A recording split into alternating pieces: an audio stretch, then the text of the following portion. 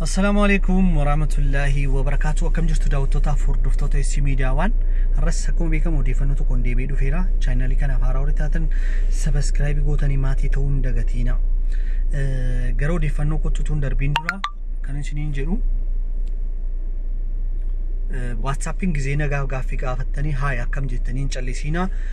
Battaluma gaaffii gaafachuu barbaadda waa'ee manaa, waa'ee konkolaataas ta'uu, waa'ee gaaffii addaas yoo qabaattanii sagaleedhaan yookiin barreeffamaan kaa isiniin deebisa. Tokko lammatammoo mana bituu edda barbaadaniiti mana kana kan viidiyoon dhiyeessinuuf namni gatii isaa, naannoo isaa, seera qabeessan qabeessu, bishaan qabaa, ifaa qabaa kan jedhu odeeffannoo isaa asirratti gadhiisna. Kana dhaggeeffattanii dhuftaniiti mana kana bitachuun barbaadettanii WhatsAppiin nu haasofsiistu.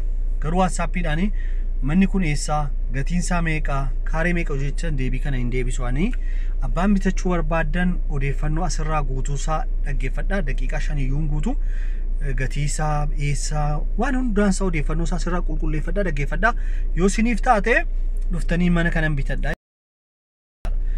Yoo isiniif hin taane innistu anaan gaaffii nan gaafattanii jechaadha. Maaliif nama baay'ee gatiin keessumsiisuu fi gaaffii kana tokko tokko namaaf deebisuu hin danda'amu. Kanaaf bal'inaan kun viidiyoodhaan hojjennee odeeffannoo isaa kan laannu caalmaatti nuun YouTube irraa arganna tun ta'e mana gurgurarraa fayyadamuuf malee YouTubein daawwattooti keenya baay'ee xiqqoodha. Nuuf kaffalaas hin jiru jechaadha. Gatii kana odeeffannoo isaa asirratti dhaggeeffadhaa. Isa kana bichaatu hin ta'in hundayyuu odeeffannoo nuun gadhiisnu dhaggeeffadhaati kottaati malee WhatsAppiidhaan gaaffii akkasii gatiin hin deebisneefanii gaaffii kun hin deebisnu akkanaan hin jennee jechaadha. Amma gara odeeffannoo kotti gaafa hin deebi'u manni kun bal'inni isaa kaaree 150 seera qabeessaa kaartaa pilaanii qaba. Ifaan galeeraa fi bishaan ulaarra gaheeraa hin seennee fi ulaagaa hundaa guutanii warafaa eeggachaa jiru. Gatiin isaa qarshii 600. Bal'inni kaaree isaa 150 mana kutaa 3 ofirraa qaba. Manni kun kan ijaarame mukaan ijaarame dhoqqeedhaan kan maragameedha jechaadha. Seera qabeessa kaartaa pilaanii qaba. Kaartaa pilaanii seera qabeessa kaaree 150 irratti ba'ee jechaadha. Manni kun kutaa 3 ofirraa qaba mukaan kan ijaarame akkuma dhaggeeffatanii. Mana biraallee isiniif fidee odeeffannoo isaa isiniif hin kenna kan amma dhumaatti daawwadhaa. Manni kun qarshiin isaa 600 sadhumaati.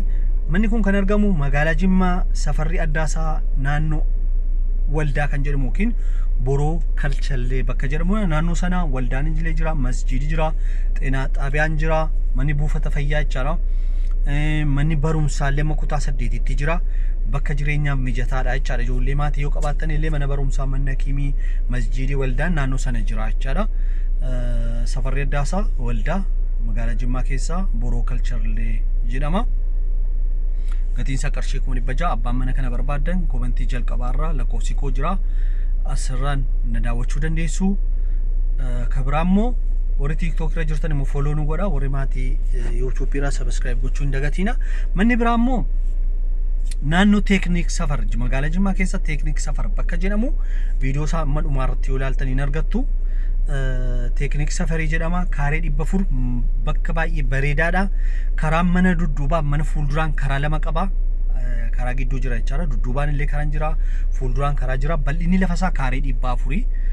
Kaaree 400 lamanni kun isa kanadha. Karaan asirraan qaba.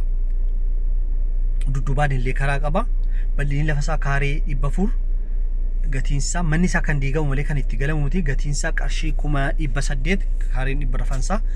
Kaaree 200 yoo fedhii qabaattan immoo 400 karaa toora WhatsApp keenya naasofsiisuu dandeessu. Naannoo Teknikitti argama jechaadha. Lafti kun manoota kana keessaa kan barbaadan bitachuu dandeessu. Manni inni naannoo Teknikitti argama jedhee isa kanadha. Safarri isaa kunuudha. Karaan fuulduraallee dudduubaan illee jira. Manni isaa mana mukarraa ijaarame yoo ta'e mana itti jiraachuuf tun ta'e mana ta'uudha. Kan diigamuuf ta'uudha jechaadha malee ittiin galamu garuu kaaree bal'inni isaa kaaree 400 kaaree 200 hin gurgurama. Kaareen 400 qarshii 800 kaareen 200 qarshii 400. Odeeffannoon kanumaan nagaan tura.